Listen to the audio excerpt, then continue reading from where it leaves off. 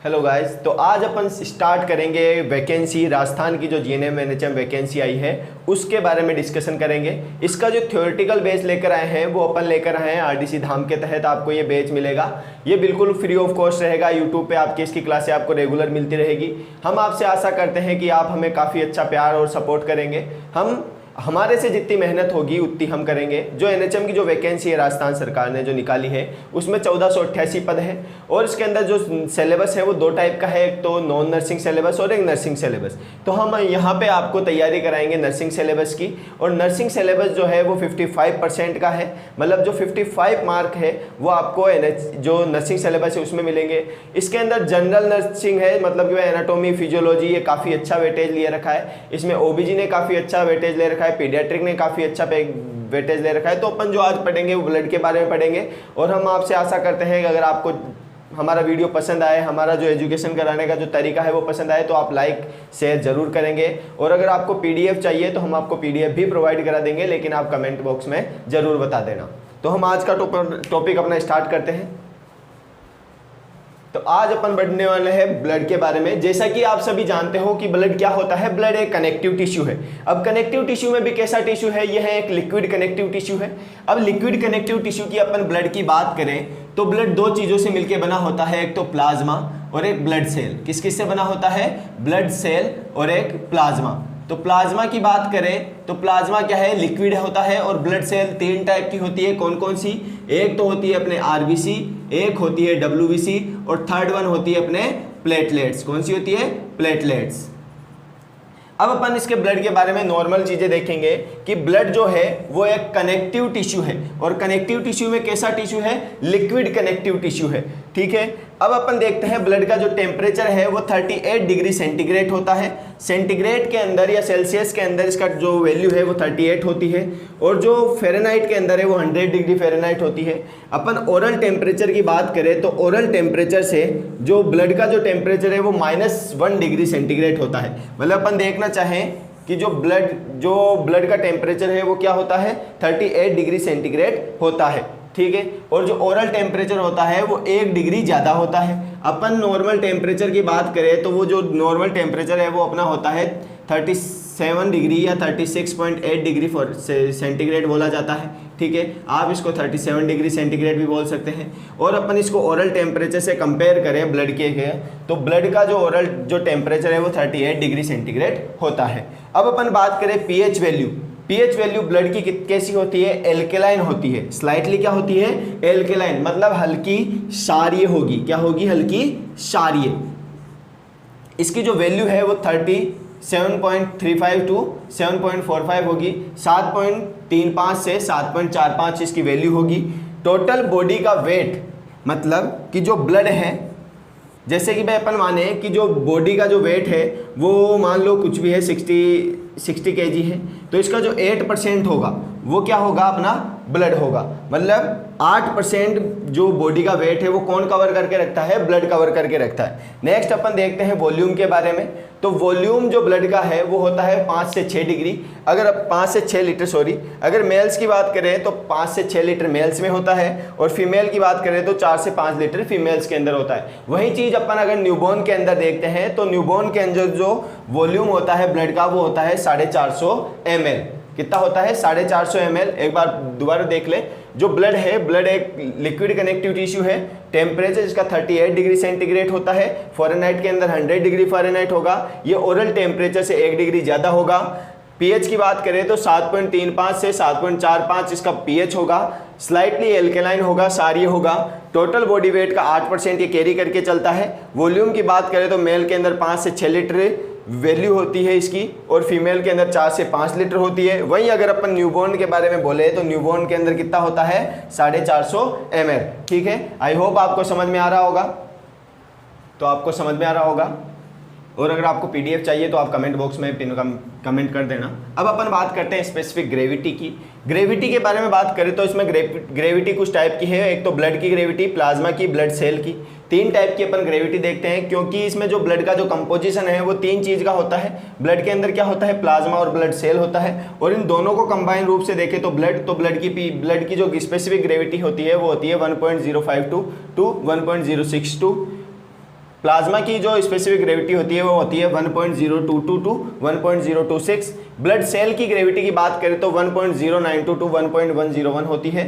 और वही बात करें जो ब्लड की जो विस्कोसिटी है तो ब्लड कितना गुना अधिक इससे होता है, 5 गुना अधिक विस्कस होता है। किससे? जल से। जो ब्लड है वो पानी से कितना गुना विस्कस होता है? 5 गुना ज़्यादा विस्कस होता है। हमारा जो बैच है वो आपको बाइलिंगुअल लैंग्वेज के अंदर मिलेगा। कौन सी के अंदर? बाइलिंगुअल का मतलब क्या है कि आपको हिंदी और इंग्लिश दोनों के अंदर पढ़ाया जाएगा। और आई होप आप सभी को समझ में आ रहा होगा। ग्रेविटी के बाद में अब अपन देखते हैं नॉर्मल वैल्यू। जो ब्लड का जो कंपोजिशन है उसके अंदर कुछ वैल्यूज अच्छी जो इंपॉर्टेंट वैल्यूज है उनके बारे में देखते हैं। इस कंपोजिशन के अंदर जो न्यूट्रिएंट है या जो कुछ टाइप के जो मिनरल्स वगैरह होते हैं उनकी क्वांटिटी वैल्यू कितनी होती है।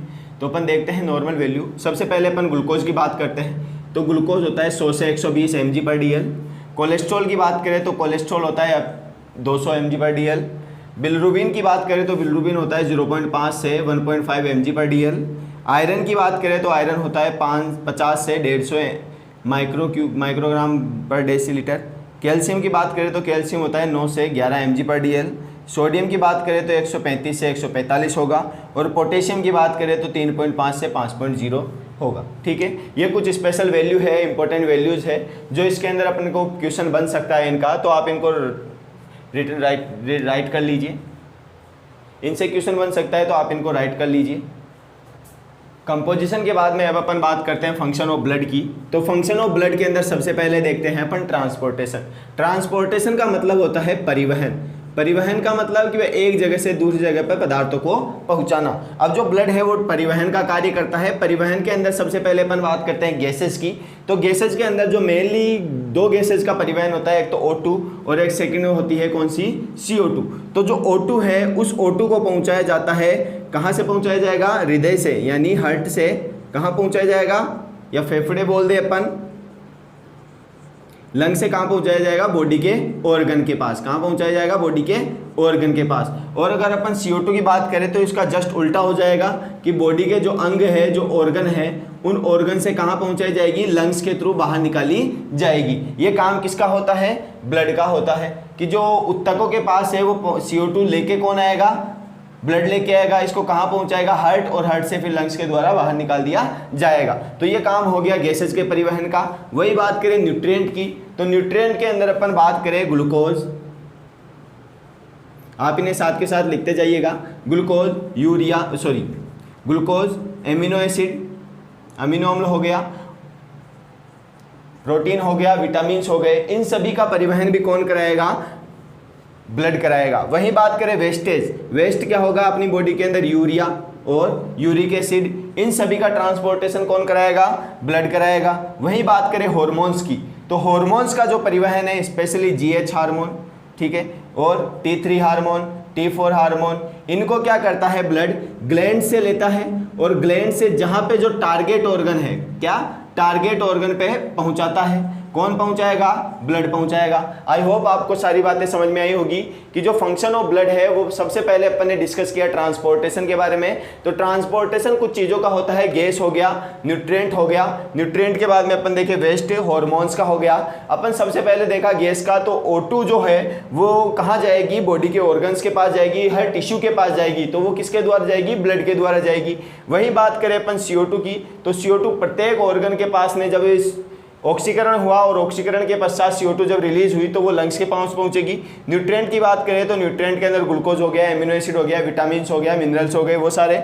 वेस्ट की बात करें यूरिया, यूरिक एसिड। हार्मोन्स की बात करें तो GH हार्मोन हो गया, ग्रोथ हार्मोन हो गया, T3 हार्मोन हो गया, T4 हार्मोन हो गया। ये जो हार्मोन्स है इनको ग्लैंड से टारगेट ऑर्गन के पास पहुंचाने का कार्य किसका होता है? ब्लड का होता है। आई होप आपको समझ में आ रहा होगा।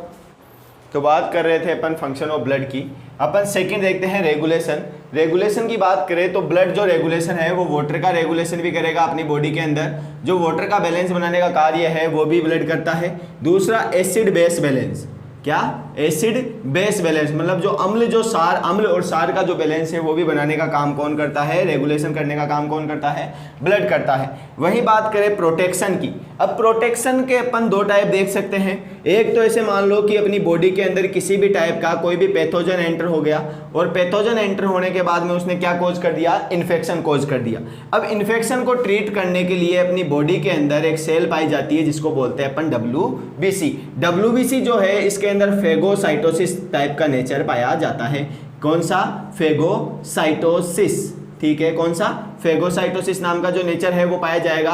फेगोसाइटोसिस नेचर के अंदर क्या करती है, WBC किसी पैथोजन को क्या कर जाती है, एंटर कर लेती है और उसको डाइजेस्ट कर देती है, मतलब एक तरीके से इसको खा जाती है और इसको क्या कर देती है, नष्ट कर देती है। कौन, WBC।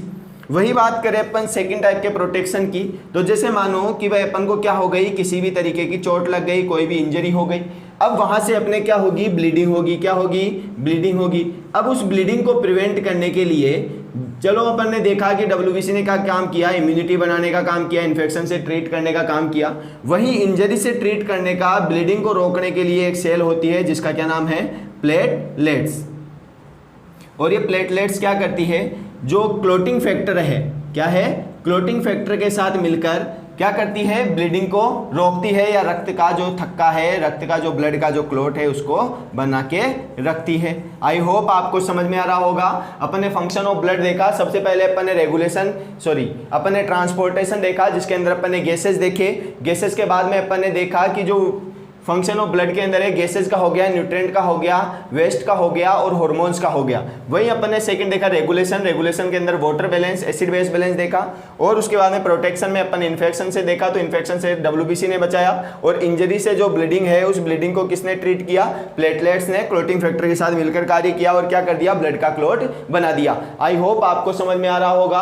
अब अपन देखते हैं कि आप हमारे जो ये वीडियो है, हमने आपके लिए इतनी मेहनत की है, आप हमें कितना प्यार देते हो। आगे की क्लास के लिए आप इसको और लाइक और शेयर करें।